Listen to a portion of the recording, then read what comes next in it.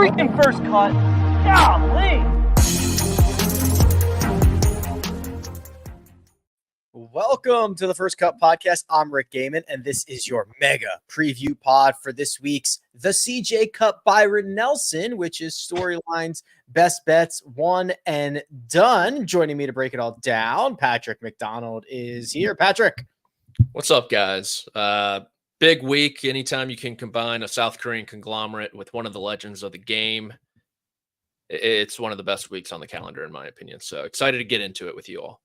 Indeed. Greg DuCharme is here. Greg, welcome. Boys, great to be here. I'm excited to talk about the Korean conglomerate combination with a legend of the game. Some very interesting storylines this week, which I'm looking forward to getting into. Kyle Porter rounds out our crew for today. Hello, KP. Hello, Rick. Yeah, I'm excited as well. You and I were just semi-planning some golf together here in a couple weeks, which should be fun. And yeah, we got plenty of golf to talk about. Plenty of golf to talk about. Wow, we might play golf together. Greg and Joe Musso just played golf together. Things are looking up for the squad here. Yeah, that was fun yesterday. Joe Musso and I were up at Travelers Media Day. We did not play together. We competed against each other in a shamble format, and the Moose and his team clipped our team. We did tie Jim Furyk, and we shot 58 as a team, which was our goal, and we did it, and we got clipped by one. So we got to check on the handicap for Moose. I think it might be a little inflated. He'll tell you otherwise. What does he play out of? I think he plays at a 10-6. Oh, that's a dangerous number. I've seen him play. He hits it well for a 10-6. That's I don't know. I have not seen him play yet. We live in the same town, so the Moose and I got to get out there together. And I'll make sure that if that day the score will get posted correctly. I'm looking him up right now. Here's the thing. So we got a selfie of Musso and Greg yesterday in the group chat, which was just beautiful. I love to see it. And then it immediately followed it up, Greg, with like, here's what the trophy looks like, by the way. Yeah, it was devastating. It was a crippling defeat. I'll be feeling it for the rest of the year, but it'll make me work a little bit harder, especially like you, KP. I got to get my speed up. Yeah, that's all I care about. My handicap and my speed are both just skyrocketing. So you haven't actually said. I wanted a breakdown of his game. I wanted to hear like a profile. No, I have no profile. I don't know if he's long. I don't know if he's accurate. I don't know if he's short. I don't know if he cheats. I don't know anything about it. It sounds like you might know that he might cheat a little bit, based on your handicap. These are very subtle accusations that are coming from. Yeah, well, look, and this is the beauty of the amateur game. When somebody beats you, it's not your fault; it's the handicap's fault. Right. So I'm gonna lean on that, but also be extremely disappointed in my own failures. So I played a match the day after the Masters at Palmetto in Aiken. Nice. I've heard great things. Wonderful place. Just extraordinary. Awesome place. It's like kept up the right amount. It doesn't look like Augusta National, but the complexes and it's very, very cool. And I was hitting it pretty good. And one of the guys in our group was like, this is crooked. Like your handicap this is egregious. Like, he was just beside himself. And so we ended up closing out the match on like 15, I think.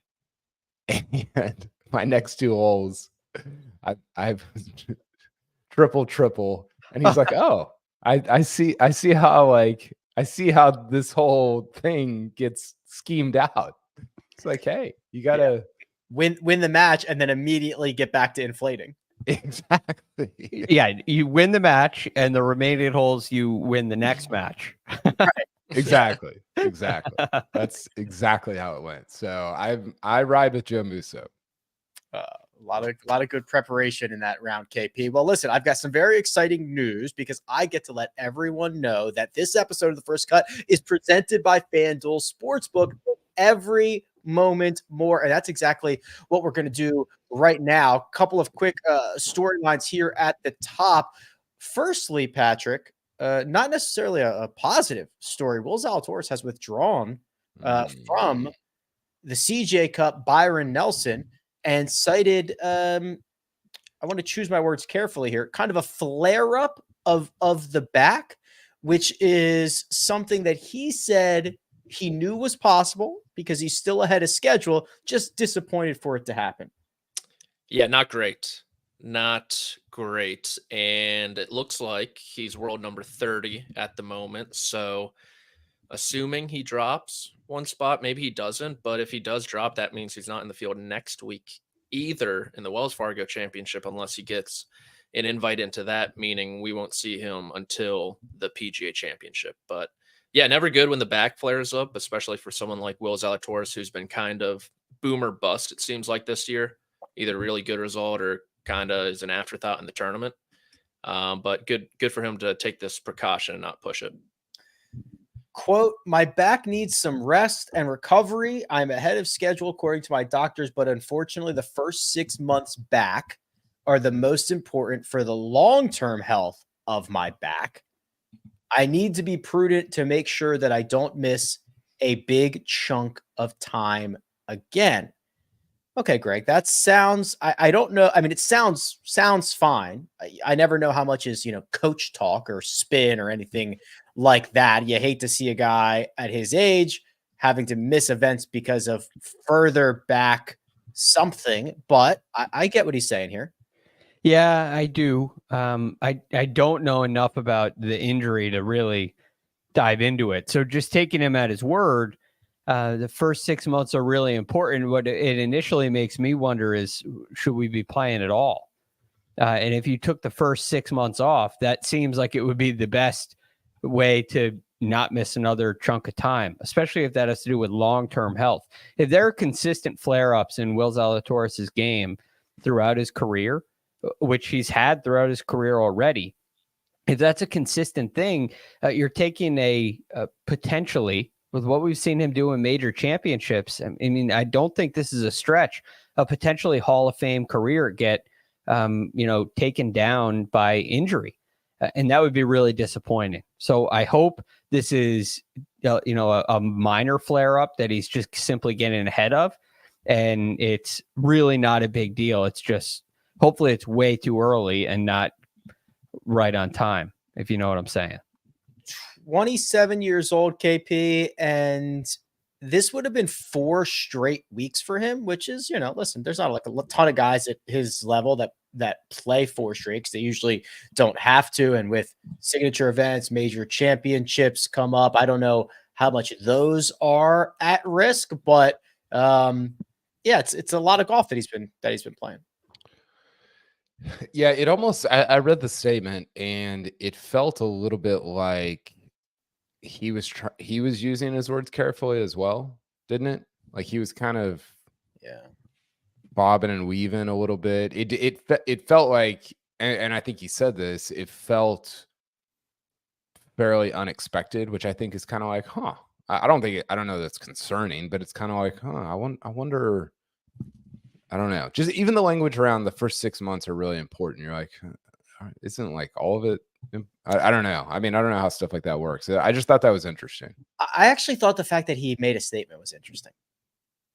You played 3 weeks in a row and you withdrew. Guys withdraw all the time. Why would you need to make a statement about this? Well, I don't think you would have if it wasn't the Byron Nelson. If it wasn't like a Dallas event. His hometown event. Yeah. Because I think that was kind of the point of the statement. He thanks, the sponsors and everything. Well, because I mean the field is it's really buoyed by DFW guys, and you've already got Scheffler not playing and Spieth doing who knows what. Spieth is a favorite, which is insane, like it's crazy. So I think he just felt sort of, I don't know if guilty is the right word, but I think he felt bad about that. I would love to see it if in every case we had a withdrawal, we had a statement, especially if it had to do with injury. Yeah. Right. I mean, I think that's great for the industry. So we have an understanding. It's not the right way to say it in that it gives us something to talk about, but it gives us something to analyze, which I think is really important. I think the analysis of the game is an important driver. And when you have limited data or limited information, it becomes really hard to figure out what's going on. And so you're really limited in the conversations you can have. So I'm glad he made a statement. I wish it happened more. Greg, and I would love it on the opposite end of the spectrum too. Just like, hey guys, not trying to go to Blaine, Minnesota this week. I'm good. I'm withdrawing.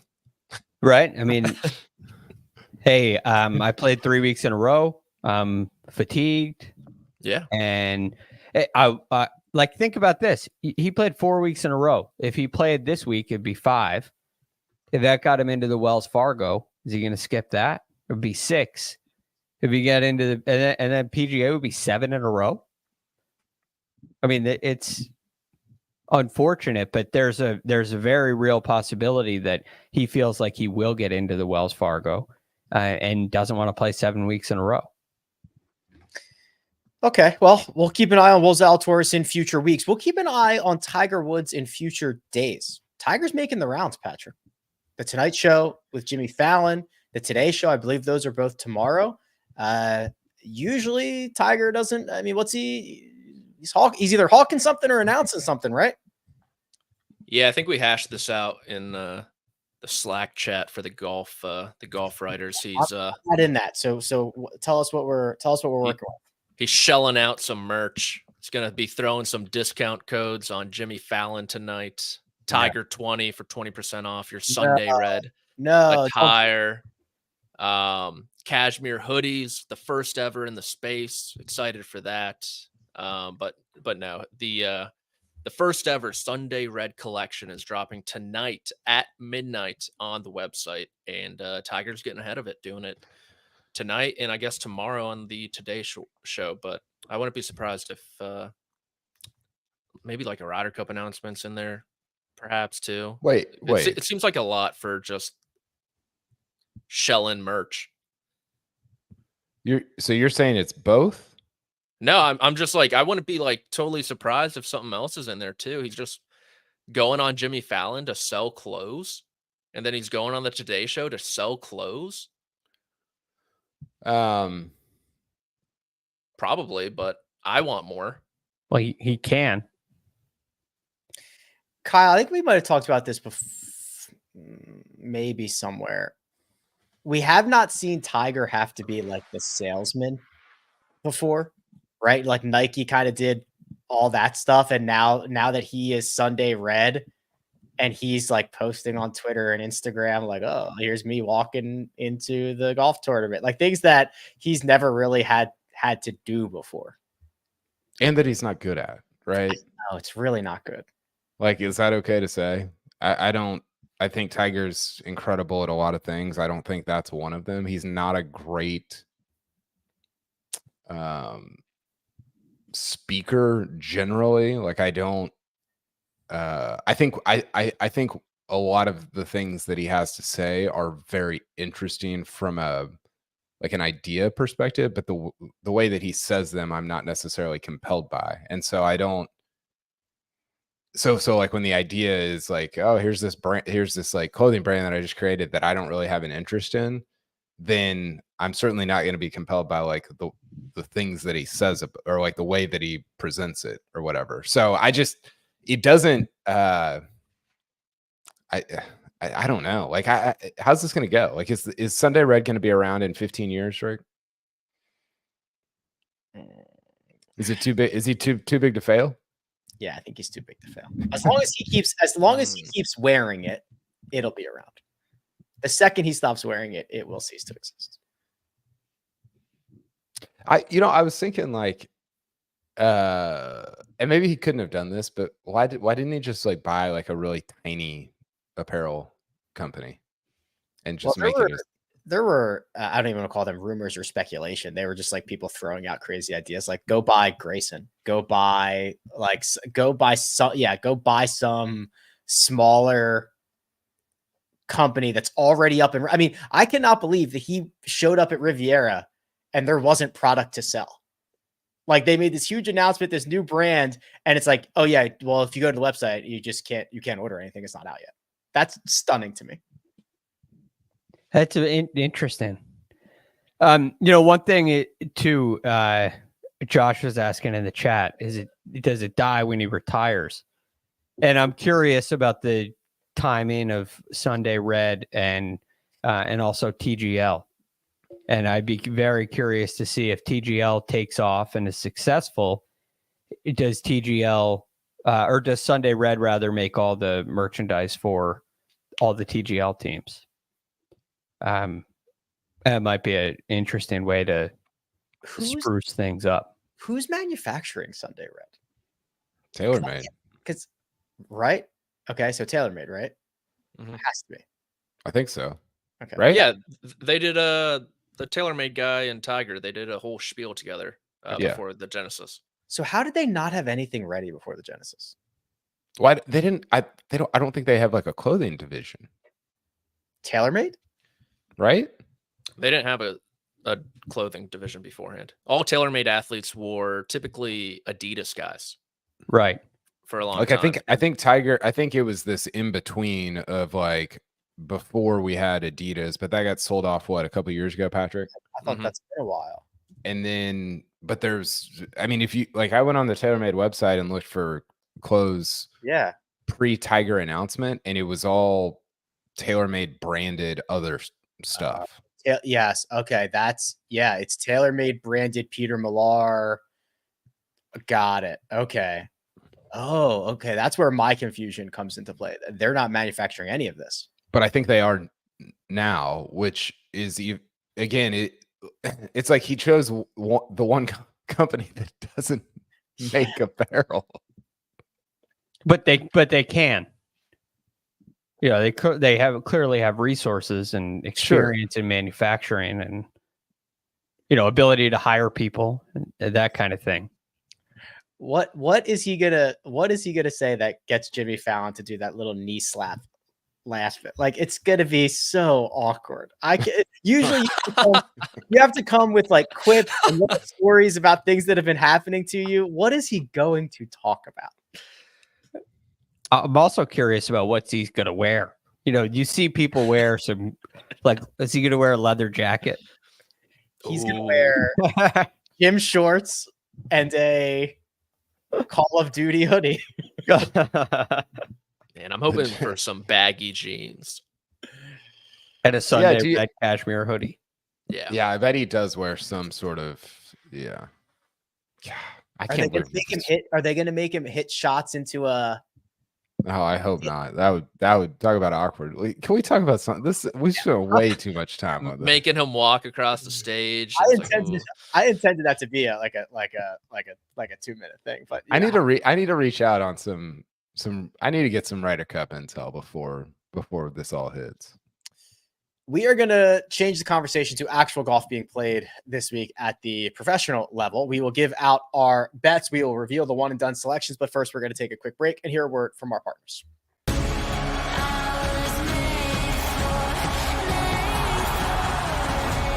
UEFA Europa League semi-finals on CBS Sports Network and streaming live on Paramount Plus. You were made for this. And we're back. Okay. Byron Nelson. The 4th edition, Patrick, at TPC Craig Ranch. It has been owned by KH Lee, twice a winner. Then Jason Day got on the board last year. You generally need to get mid-20s under par, and it will be contested by a field headlined by Jordan Spieth. Rick, I hate to drop some breaking news on you right now. But I wish we had an actual drop that was breaking news. It's coming across my desk that Michael Block has just holed out from the fairway in the PGA Professional Championship. Well, and he is needs currently being led by your guy. it. I know. I Yeah. didn't want to talk about it. Okay, sorry. That's I digress then. Back to Hold on. Byron Nelson. Michael Block hold out on number 11 to get back to even on his second hole of the day. He doubled 10. He eagled 11. He is in a tie for 41st at the moment. He is in danger of missing the secondary cut. A consummate showsman. But he's already in the PGA. Yeah, why is he even? Because if you win this, if you win it, you get 6 or 7 PGA Tour starts. Oh wow. Gotcha. I And did they not also know that. play for a lot of money. I And mean, it's not money. by PGA Tour standards. No, but by PGA Pro standards, it's a ton of money. Oh yeah, it's a big event. Yeah, it's And when you win, you get an exemption into the next year. It may even be more than that. So it's absolutely worth them playing in. yeah. Wyatt. This is round 3. Wyatt has a 2-shot lead, so it would be literally life changing if he were to win this. So obviously, I'm rooting for him. You're dialed into the PGA Pro Championship. yeah. It's gonna be on Golf Channel the next tonight and tomorrow, I believe, as well. So tune in. We're all rooting for Wyatt. It'll be huge if he wins it. Top 20, get into the PGA Championship. I'm rooting for Blocky. I don't think he's gotten enough coverage yet. Yeah. He's had a great year. Wait until you see all the replays of Oak Hill in the next couple of weeks. You might think different about Blocky. What if Rory wins? Will he present the trophy to Rory? He's just gonna become the official PGA Championship mascot. Maybe make Sure. him the Ryder Cup captain. Uh, Talk about a guy people could get behind Yeah, and baby. play for. yeah, really brings everybody together. Patrick, Jordan Spieth is headlining the Byron Nelson. Jordan Spieth is headlining the Byron Nelson TPC Craig Ranch. Like you said, he has a pretty good record here. Top 10, finished second to KH in one of his wins. And then last year we had a pretty good leaderboard with Jason Day winning, Siwoo Kim both in the field as well. Not a great field, but heavy with the international crowd. I know a lot of the South Koreans make Dallas home. Tom Kim, Siwoo, KH, throw in Min Woo, Adam Scott's in the field also, Mackenzie Hughes. So yeah, maybe some President's Cup implications here this week. Maybe someone can make a move up that board with a win. But yeah, last full field event before the PGA Championship. Yeah, so obviously lots on the line. Greg, you can get into not only the signature event next week, which is Wells Fargo, and also they're going to run a new alternate event beside that, the Myrtle Beach Classic, and then try to, run as much you can into the PGA Championship. It's a very important stretch, even if some of the top guys have decided to take the week off. Absolutely. And look, this is an opportunity for players to change the direction of their career. I mean, it's not for Jordan Spieth, but for Jordan Spieth, it could be the kind of week that starts a run, which he desperately needs. Things are not looking good for him. And this is a conversation after the Zurich Classic I was having with some friends of mine. And the Zurich Classic doesn't feel like a important event because it's a different format, and you don't get OWGR points, and there's a couple. It feels different, right? Because it is different. But at the same time, the competitors still face moments where they want to win. And for Rory McIlroy to hit some big shots down the stretch, they may not seem like a big deal because Rory's won 4 majors. And what does a Zurich Classic win mean? But it could mean a lot, because there could be that one shot that he hit that was a big shot for him. And an event like the Byron Nelson, same thing. It can get somebody who's been off track back on track. It can get somebody who we've never heard of and haven't talked about to enter into the limelight. And these are the kind of stories and opportunities that the PGA Tour creates on a week out basis. So yeah, there's still a lot to play for. Yeah, I like the way to look at it like that. And KP, I'll circle back to the top of the board here with Jordan Spieth. It's you said, I think it's crazy earlier that he is the favorite to win this event. I mean, what's the state of the union? What's the panic-o-meter? What are we doing with this guy? Well, I'll give you the State of the Union. He's the favorite, but he is also not the longest shot to miss the cut. He's like the fifth longest, which is very, very on brand right there, where it's like odds makers are like, we don't know. Nobody knows. Who can say? I think the wrist is interesting. I feel like that has I think it's more of an issue maybe than I thought, or at least the way he talked about it at the Masters was like, yeah, it like is like he talked about it more intimately in terms of I thought he would just say, oh yeah, I just kind of deal with it. But he went into a lot of detail about like, hey, this is a real problem. It doesn't pop up all the time. I'm hopeful it doesn't pop up during events. It's usually better when I'm on the road and playing a lot or whatever. And I thought that I don't know how much you guys heard of that, but I thought that was really interesting. And I wonder how much that affects him psychologically, physically, both, as he's sort of playing his way through the year. But I don't know. The evidence is just not really there over the last few years that he's a top 10 or 15 type guy. I think the evidence is that he can reach the fringe of that, but not play at that Xander, Hovland, Rory type level that those guys have played at over the last couple of years. Yeah, the wrist thing is interesting. I was going through it earlier, and it was like, okay, here's all the good, here's all the bad. I listed out all the stuff. I still had no idea, and then I remembered, oh yeah, and he's got this wrist thing going on. Yeah. It's just the icing on the cake, and makes him so difficult to figure out. Well, he did this. There's this one little piece. He did him and Kreller did like a sort of stand-up conversation with the No Lineup guys from Pebble earlier this year. I don't know if you guys saw this. It was like 25 minutes or something. It's on YouTube. And I just kind of stumbled across it the other day and watched some of it. And he was talking about how his wrists, like he was like touching other parts of his body. He's like, it kind of affects all this. And you're like, that doesn't sound great. Like it just, I think it's a little bit bigger of a deal than maybe I've given it credit for. I think that's right. Okay, here's what we're going to do. We are going to jump into the bets, which will allow us to talk about more guys who are playing this week. We will reveal the one and done selections and update the standings. Actually, we've got somebody not here, but somebody in our one and done that has crossed over $11 million already, which is pretty impressive. We'll update that leaderboard. But first, we're going to take a quick break and hear a word from our partners.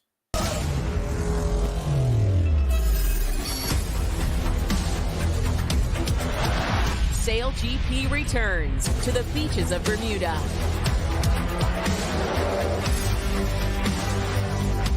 On CBS Sports Network. And we're back. This Best Bet segment is brought to you by FanDuel Sportsbook. Make every moment more. And this is how it works. If you're new here, Josh gives us $100. We take it over to FanDuel. We look around for a matchup that we like. We put 50 on that. A finishing position that we enjoy. We put 30 on that. And then we split up the final 20 in two separate $10 outright wagers. Josh puts them all into a grid, and he releases that grid right now. And then we talk through it. We start with the matchups because that's how we do it. Patrick, please enlighten everyone what you have decided for your matchup play. I am going with Mackenzie Hughes minus 110 over Keith Mitchell. Keith Mitchell's hitting the cover off the golf ball. He's like top 10 off the tee and approach so far on the PGA Tour this year. But the putter is very bad, and you got to make putts this week, and that's my biggest concern. Hughes is playing really good golf, played well at the Valspar, played well at the Houston Open as well. He's played well here in the past also, and he makes a ton of putts. So I'm going to go with the Canadian in this one. All right. That's Mackenzie Hughes minus 110 over Keith Mitchell. Greg, please tell us who you're taking in your matchup. I got Ben on at even money over Jason Day. Jason Day is a defending champion, but he comes in this year with significantly worse form with his approach play. which is the concern for me. The rest of his game is really good. He's driving it well. He's putting it well. His short game is great. But I'm really concerned about the iron play, which is a highlight of importance at this venue. And Ben On has been really quite good with his iron play. It's 6 out of the last 7. He's gained strokes approaching the green. 5 of those have been 2 or more strokes. He drives the ball great, and he has been and always does. I'm a little worried about the putter with him, but I think on these easier, more benign surfaces, you could see the separation between Jason Day on the greens and Ben On the greens. I think that difference can get a little closer, which gives Ben On an edge. All right. That is Greg picking on our defending champion, Ben On, over Jason Day. I'll take Davis Thompson over Doug Ghim. Davis Thompson, well-rounded. I like the way he's playing. Doug Ghim started to lose that putter a little bit. That thing that unlocked a lot of great success for him earlier this year might be starting to see a little bit of regression again. I'm going to try to pick on Doug Ghim. KP, you're going with someone who just won last week, but it was on the KPGA. Sungjae M over Tom Kim. I actually didn't know he played last week, but this is the middle of his like global tour. This is where he racks up the frequent flyer miles. Yeah, the real global superstar. Exactly. Yes, absolutely. Tom Kim is who I thought he was. He's fine. Well, I like. What did you say? He's fine. Yeah. Okay. He's good, but like, well, I feel like everybody was acting like, oh, next Spieth or whatever. I mean, he's still super young, but I just don't. Everybody was freaking out at the beginning of his career, and the events that he won, it was just kind of these. What was it? Wyndham and Shriners, I think. Well, yeah, he won the Shriners twice. He won Shriners twice? Yep. Yeah. Won it back-to-back, didn't he? Didn't he defend? Yeah, he won this past fall. Okay. But very beginning, it was Wyndham, Shriners immediately, and everybody's like, oh, he might win 70 times on the PGA Tour. And it was just like, okay, we need to chill on this a little bit. This is less about him, by the way, and more about Sungjae playing well at RBC Heritage. I feel like Sungjae Im's just a better player than Tom Kim, broadly. And I like that it's plus money over him this week. He like his first 8 starts included, I think, 2 wins in that President's Cup. Yeah. So he's like, everyone was in a full lather when it came to just a frenzy. Yeah, it was awesome. Finishing positions, anyone that we want. I see a top 20. I see a top Englishman. I see a top 40. I see a missed the cut. We've run the gamut here. Kyle, I'm going to bounce this right back to you, and I'm asking for your finishing position. Yeah, this was what I referenced earlier. Spieth is, I think, 14-1 to win or 12-1, something like that, and plus 250 to miss the cut, which was not the longest odds. You would expect the favorite to have the longest odds to miss the cut. He does not. There's 4 golfers that have longer odds, including Alex Noren, including Siwoo Kim. And maybe 1 or 2 others. It's just a volatility play. I mean, again, we kind of joke about it, but I truly don't know what to expect from Jordan Spieth. The bad part for me is that he's played this golf course very, very, very well over the course of his career, which is not it's not a ton because obviously the Nelson hasn't been here for a long time. But yeah, plus 250, I thought was worth kind of a flyer for Spieth to miss a cut. Yeah, I worry about his ability to just find the magic at places that he's played well at, but didn't play well at Harbor Town, didn't play well at Augusta National. I don't know, man. I'm so lost. I'm going with Matty Schmid, top 40 plus 125. I think he's just mispriced. He's playing great golf. He hits it far. He's figured out the putter now that he's gone with the broomstick. He just continues to put up decent finishes. I'm not asking much here. I'm asking top 40 in one of the weaker fields of the year. He should be able to accomplish that. Patrick, you have found a finishing position that is 4.5 to 1. What is it? I went with David Skins, the 42-year-old Englishman, to be the top bloke from his country. I think they call him blokes over there. Top chap, maybe. Yeah, I think bloke is Australian. Also, isn't it? I was hoping you were going to say offensive, which would have been awesome. I was worried about that too a little bit, Rick, not gonna lie. He's got to beat Aaron Rye. Next question. Matt Wallace, too hot-headed. Harry Hall, dumb hat. Callum Tarrant, Winter Radford. Chris Might Kim, be Taryn Callum. Who knows? Chris Kim, I think he's 16. And Ben Taylor. So you go through that list. David Skins, 4.5 to 1. Pops off the page, to tell you the truth. Played well at the Houston Open, final group in the final round. Played well at the PGA National, final group, final round, and he's played well here before. So I'm going with the 42-year-old Uber driver. I love that your reasoning is too hot-headed, too young, bad hat. These are unfounded reasons. I don't know. Harry Hall, not a great hat. It's not. Chris Kim. And for that reason, Bryson, he can't beat David Skins. we were talking about this at the Masters. I forgot who. Maybe it was me and Rick. But remember when Bryson used to wear that hat? Yeah, it's honestly one of the greatest things I've ever seen him do was switch to a normal hat. You know, I'm going to disagree because my favorite thing about Bryson was that his logo was him wearing the hat. On a hat. That was awesome. Yeah, it was him wearing the hat on the hat. Did he change the logo to be He has. Really? Did he really? Oh, he changed one- it to the BD. Yeah, he's one of the letter boys. I hate the letter logos for athletes. So They're lame. atrocious. It's His lame. looks like an after school reading program logo. Who has the best athlete logo? Well, Um, Wemby's just well- dropped. Athlete? Wait, who's Steph? just Wembenyama. His That's is good. like an alien thing. Oh, that's It- cool. yeah. Doesn't Steph Curry have like the three? Yeah, it's at least rooted in like something creative reality. Correct. The very best is not even close. It's tough to beat MJ. Yeah. Oh, I'll give you a second best though. I was thinking like active, but yes, no, 100%. That's like it's not even remotely close. Right. Yeah, that's kind of like a different cat. It's like a $7 billion category. yeah. King Griffey Jr.'s was sweet. Oh, It was cool.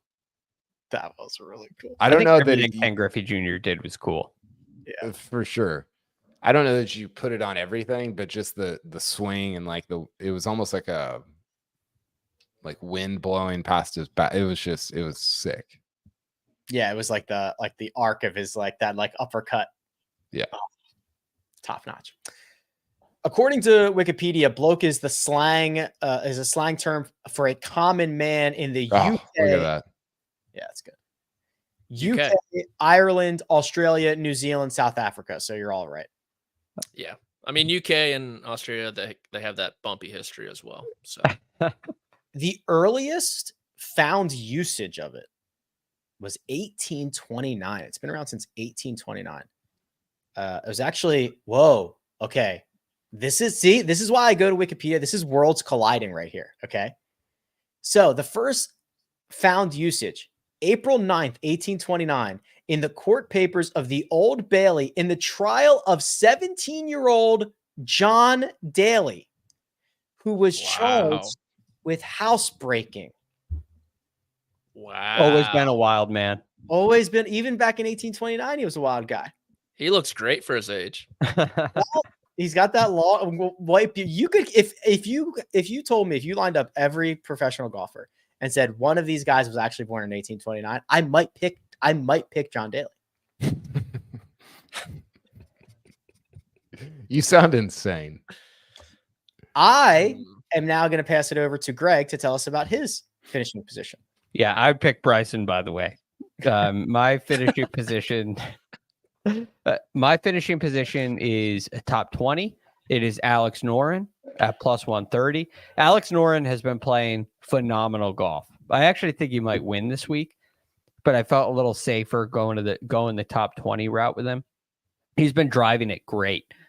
His iron play in the last 4 weeks has been spectacular. We know he's a great putter, so he has the ability to kind of fill it up on the greens. And even though his strong suit isn't really long iron play, which I do think is called upon a lot this week, I love what he's been doing lately with his irons, and I love what he has done throughout his career on the greens. And it seems like these kind of courses actually suit his game quite nicely. So yeah, I'm going Alex Noren, top 20 plus 130.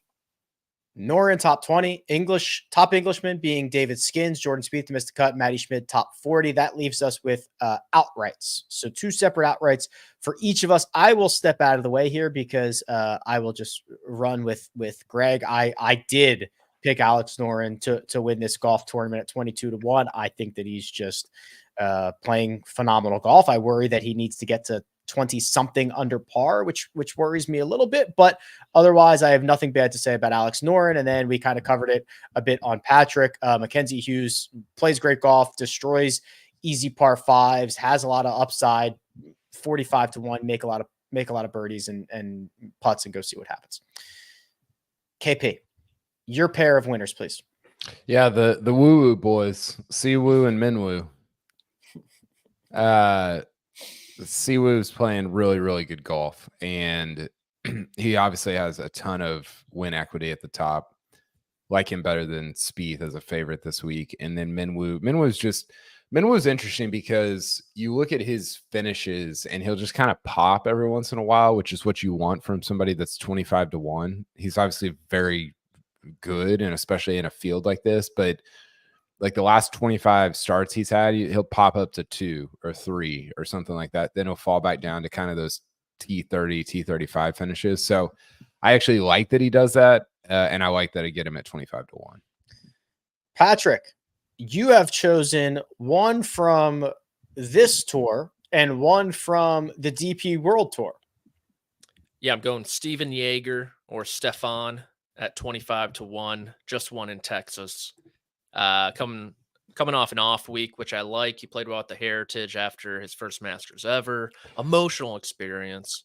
I think he gets back on track here, and I like the number. High floor has been met with a high ceiling this year.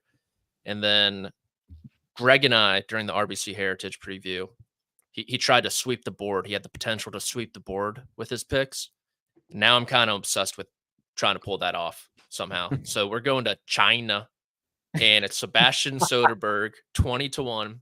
Sebastian Dan Soderberg, coming off back-to-back runner-up finishes. I actually bet on him last week, unfortunately, but played great golf, and I think he's going to keep a good thing going there in China. That got me. I wasn't expecting that. I don't know what to say. I don't know what to. Yeager and Soderberg for Patrick. Greg, a little bit of an overlap there. What did you decide on? By the way, Sebastian Soderberg went to my alma mater, Coastal Carolina. He's a Chanticleer? He's a Chanticleer. He was there when I was there. Wow. Fun fact. Or you were there when he was there. Yeah, I prefer to say it the first way, but either will do. All right. My winner, Steven Yeager. I'm right there with you, Patrick. I love the way he's played these kind of golf courses. So all in on Yeager. I think we could get another pop out of him. And I'm also in on KH Lee, a 2-time winner here. I think he's very volatile, but I liked what I saw last week at the Zurich Classic with Michael Kim. And I like what Mark said about him earlier. I'm going to take those couple things there. I know we're going to his ranch, the KH Lee Ranch, TPC Craig Ranch, and I think he's going to give him another run. I mean, he just pops up on leaderboards, and it seems like his game's good enough for him to do it again. What did Mark say? His swing looked good on the driving range. Well, he talked to him about it. He said, "You're hitting it pretty well." He said, "Yep." He said, "Is your game feeling good?" And he said, "Yep." Yeah, and that was the end of the conversation. Yeah, exactly. And I like that. It reminds me of a friend of mine back in. This was not Sebastian Soderberg, but back in those days, a friend of mine used to say, "I'd say, what are you working on?" He'd say, "Hitting it good." I like that. I'm into Yeah. that. Yeah. It must be something in that coastal water. It's like that Dustin Johnson. The most fade. important thing to do when you're trying to hit the fade is to Is- hit the fade. Yeah. I'm proud of that. That's pretty funny. Those are the best bets, but we've got one more click to make. That's the extra 50 that Josh gives us to put on anything that we want. Absolutely no restrictions. Greg, this is rare that two of us have found the same best bet. Why don't you let the people know what it is? All right. This is Peter Quest, How did Corn we get Ferry this? Tour player. Yeah. Both I'm stunned to see it, but I love what Peter Quest has done. I mean, look at what he's done on the Corn Ferry Tour. He's missed 5 of 6 cuts this year. Look at what he's done on the PGA Tour. His last 3 starts, a T13, a T9, and a T10. So maybe he's one of those guys like Kyle was talking about with Oberg, where when the level rises a little bit, you know, he needs the game, the level of the game to be a little higher, and he starts to excel. He also finished, tied 11th here last year, maybe T14, something like that. So he's played well here. He crushes the ball. He's like a 122 club head speed kind of guy, 320 off the tee, goes a long way. I think his game fits, and he keeps it rolling. He gets into Valero, finishes T9, gets him into Corrales, finishes T10, which gets him in this week. I think he's maybe due for something special. Finishes T5 and gets him into Myrtle Beach. He wins it, gets him into the PGA Championship. Misses the cut. But he's on the PGA Tour. But that would be a great run. He would take all of that. Whatever I just laid out, he would take that right now. Yeah. Are you kidding? He'd be thrilled. Okay, so believe it or not, Greg and I have found the same best bet as Peter Quest to finish inside the top 30. KP, yours is the top 20. What is it, please?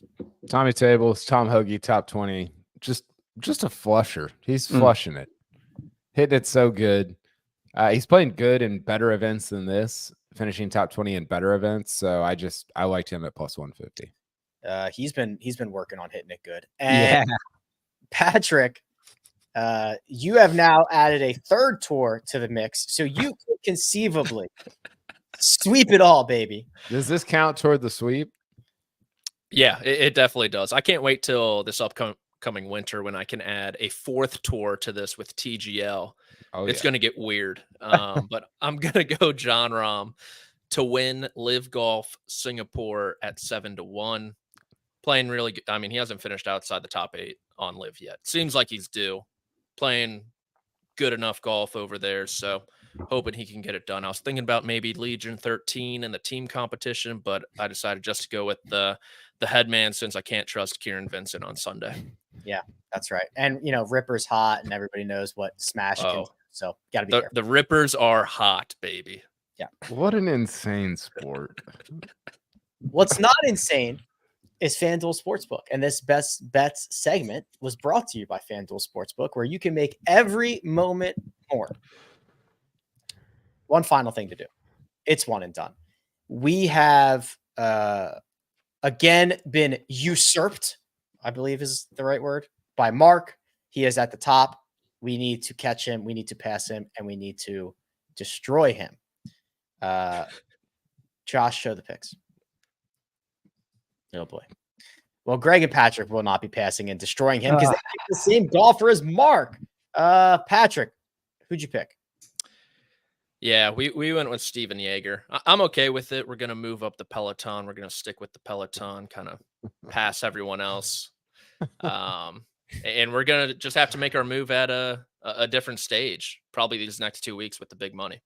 Now, Greg, the interesting thing for you is that you are within, I don't even want to say striking distance. You are reaching out and touching Josh right now. So you are just $100,000, not even $60,000 behind Josh, who has selected Adam Scott. So you're Steven Yeager. While it will not allow you to pass Mark, you could move into that second position. Yes, and quite frankly, as Patrick said, We got some big money events coming up, and in this economy, even $500,000, which is how far I am behind Mark, is nothing. I mean, it's not even worth talking about. We're basically tied for the lead. So yeah, I would love to get past Josh. I'd love to get right behind, get into the breakaway pack with Mark, to use Patrick's Peloton analogy. That would be great. And I'm hoping Jaeger can pull me in there. Okay. Well, while you guys are, leading the race with only 50% of it behind you and still 50% to go, Kyle and I are playing the role of the hare. And KP, you are at $3 million. Who have you selected for this week? Are we the tortoise or the hare? Oh, wait. No, yeah, we're the tortoise. Sorry. Okay. I screwed that up. Thanks. Well, we might be the hare. We might have been the hare. Well, you were at least leading at some point. It was week 1. Yeah, maybe week 2. So you were at least the hare for a second. I've been the tortoise the entire time. I'm going with Tom Hoagie. I talked to him up earlier, and you better believe I'm going to panic pick Rory next week at Quail Hollow. Like, that is for sure going to happen. Nice. Like, total got to get back in it. 20 million on the line. Panic pick Rory, and Scotty will win by 5. Oh, yeah, for sure. That's exactly what's going to happen. I went with Sung Jae Im, fresh off a victory. I need something. I knew you guys wouldn't pick him, and I'm not saving him for anything. I need something. I need a spark. The Steven Jaeger love is, or Stefan is. I didn't see that coming. No, neither did I. I didn't either. Neither did I. Couple of items. Notice that producer Josh has added in our overall ranks in there because someone in the chat bullied him into doing that. So good job. Bullying does sometimes accomplish a goal. Mark has picked Steven Jaeger, $7.5 million. Josh, Adam Scott, 7.1. Greg, Steven Jaeger, 7.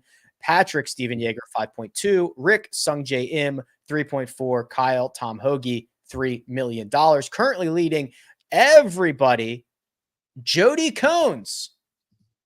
Probably his real name is Cody Jones. See what he did? He flipped it. Former LA Galaxy legend and U.S. national team player, Cody Jones. That was Kobe Jones. It definitely was Kobe Jones. But close. See, that's Cody. good knowledge. That's good knowledge from Pyle Quarter. Exactly. Cody Jones is a Dude Perfect member. I don't know if that's this Cody Jones. But he's one of the twins. No, that's also Kobe. Wow, this is confusing. Wait, there's a Kobe Jones and a Cody Jones and Dude Perfect? I don't know. It's Kobe Cotton and Cody Jones. What's the other twin's name? Kobe and Corey. Kobe, Corey, and Cody are all in Dude Perfect. Yeah, and Kobe and Corey Cotton are twins, and Cody Jones is not related to them. Dude, is he the tall one or the guy with the beard? Dude, tall. That's perfect. I just said. He's the tall one. No, let's just tell people that it is the Dude Perfect Cody Jones. It might be. I don't know. It might be. Well, so we've got Dude Perfect leading the way. We've got Mark's dad floating around in here somewhere. The big boy. The big boy team is in second. Mike M. I mean, that could be Mike. What's the Dolphins coach's name? McDaniels. Mike McDaniel is in our one and done. Ryan Sutter. That sounds like a hockey player. And BA, it was, yeah. And BA 314, which is obviously Benny On. So this is playing in the one and done. A star-studded league we have here. It's like a celebrity pro-am. All right. Patrick, did you get the hat? Did you get the Ripper hat? The chat wants to know. I ordered it off the website. The guy who got it for me, Down Under, Luke, he's going to hold on to his, and I ordered it on the website. So we got it squared away. So we made a big to-do about something we could have just ordered off the website. Yeah, but they didn't put it on the website until this week. Oh, do you think it's because we made a fuss about it? I think so, honestly. I've been replying to all the Ripper content. Some of the guys on Instagram haven't been receiving me too well. They told me no Americans are allowed to be fans of the team. Wow. Gatekeeper. Which was, I mean, they didn't realize I spent 5 weeks there once upon a time. So a little hurtful, but we moved past it. Can I tell you? So we're going to Australia this October. Can I tell you? Hell yeah. Nice. Just got on Royal Melbourne. Wow. What? Also, Royal Adelaide, which Okay. I'm very excited about. And then I'm still working on some others, but those are the latest updates. Wow. That's quite a trip. Very excited about that. That is awesome. Because Armina she'd studied abroad there and 15 years ago and hasn't stopped talking about it a day since. So it's awesome. Are you going up north at all towards the reef? We're going to Cairns. Yeah, that's a great barrier. Very different than the way it's pronounced. Mm-hmm. But we have like a tentative outline, and then I guess we'll kind of see what happens. We got the hostels in Cairns, man. Oh, I know you won't be staying in them, but no. they are insane. If you think I'm flying halfway around the world to stay in a hostel, you are out of your mind. All right. Anything else, gents? Before we, I've got my screen ready to share. I've got this athlete logo thing. Share. Oh my! I love this. So if you're listening, these are they are unidentified. They're logos. Most of them are unidentified. Some of them because we can see their name. But this is good, KP. There you go. So we got MJ. Federer is another great one, like an all-timer. Yeah. Tiger. I don't know. It doesn't get used to. I feel like he's abandoned that. Well, he did officially. Oh. Yeah. Messi. I don't need your name. I don't even really like it. Nadal. I kind of like it. So when we went to the Netflix Slam, that logo was everywhere, and I did not know what it was. And I was like, I gotta ask somebody. Like, is it some tennis brand? Is it whatever? Because I didn't know anything. And the guy looked at me like I was a moron. I was like, that's Rafa's logo. And I was like, oh, okay, sorry, buddy. Which one's that? The bull, the second row, fifth one over. Okay, very good. The one in the top corner is that Luca? Oh, 77. 77. But what's the? Is that interesting? I don't know. Whatever it is, it's awful. The next row, I don't know. The first two, LeBron looks like building blocks. I get Neymar, Venus Williams, no. Ian Poulter, it looks like a paperclip. Stop. That's Ian Poulter's. Oh, Ian J. Poulter. Yeah. Okay, that's actually not bad, but no one calls him Ian J. Poulter. Yeah. The next row, I don't really know many of those. I think there's a lot of soccer. Pele's is kind of sick. That's cool. Coach K? Why we should be able to know who they are by their logo, right? How do Derrick we not? Rose? Oh, Derrick Rose, yeah, good. I mean, Tom Brady's. I don't like the fade out, but that's the TB12 is a very good logo. Well, yes, I agree. I'm out on it. Why? Yeah, I don't love it.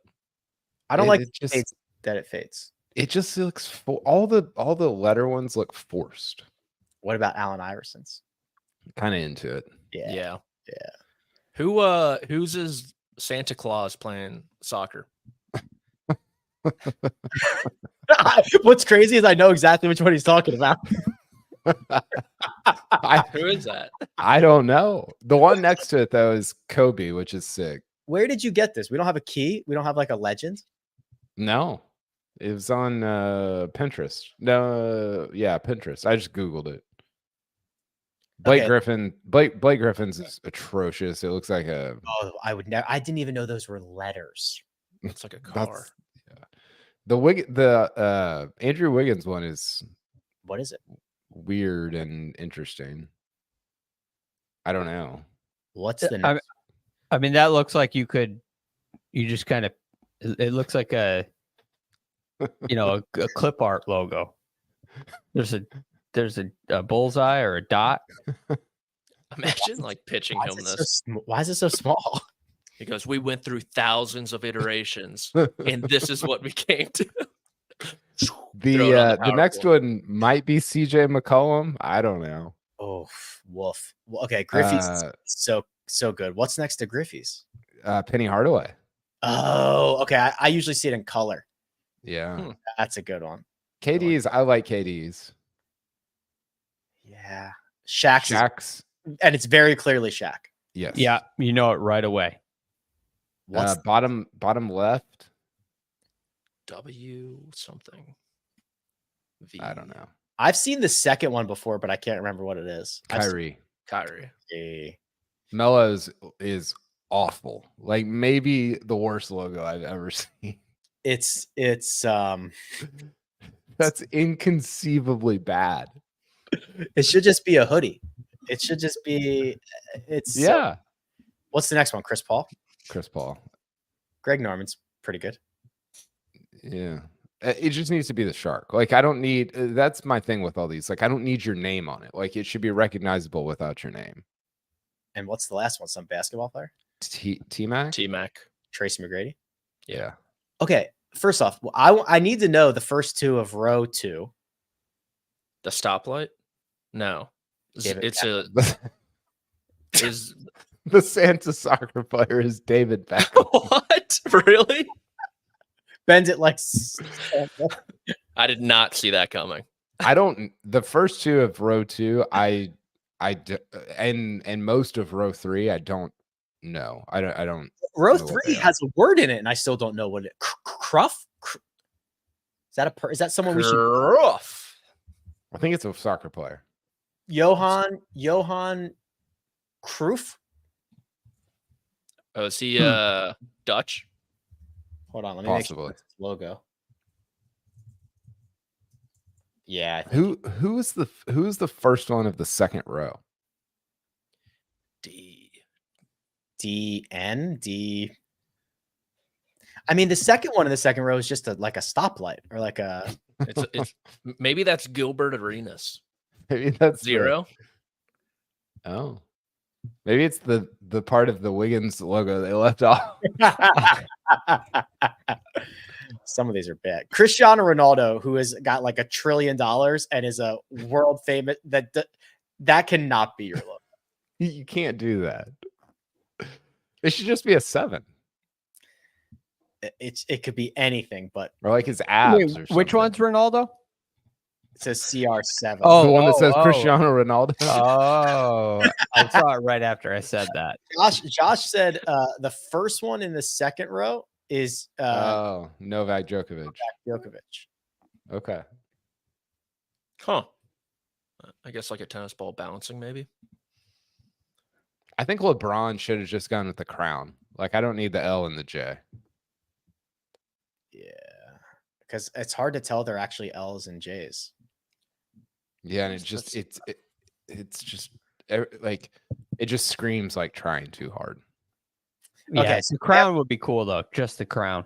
All right, so we'll end with this. We'll remove Michael Jordan from the equation. What is the best logo here? David Beckham, hands down. Chris Kringle. It's pretty good. I'm Federer. Okay.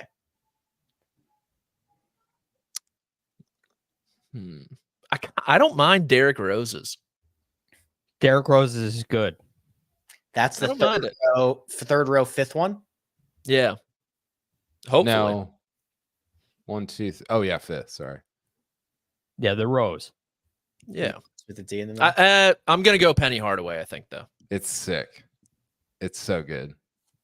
I think I like Nadal. The symmetry of it, that fact that it's a bull and he's from Spain, right? I mean, that's probably a thing. And I don't know. It looks cool. I want to know who the first one of the last row is. First one of I don't know. Yeah. Who's 1K? I think that's Coach K. It's pretty cool. Coach K has the logo. Totally guessing, but that is my guess. First one to 1,000 wins. That'd be pretty good. What's your? I think that's Craig, cool. What's your vote for? Is that Final your vote? answer? Yeah. Ken Griffey. Yeah, it's so good. Props That's to very props good. to Shaq for being recognized. Ooh, the top right one is Andy Murray. Oh, he's one of the big four. AM, we should have known. All right. Anything else, gents? I wanted to- like Roger Federer's too. I just think it looks a little like a real estate company. You know, but anyway, I digress. I actually I like it, but there's a little too much white space in it for me. Otherwise, I think it's great.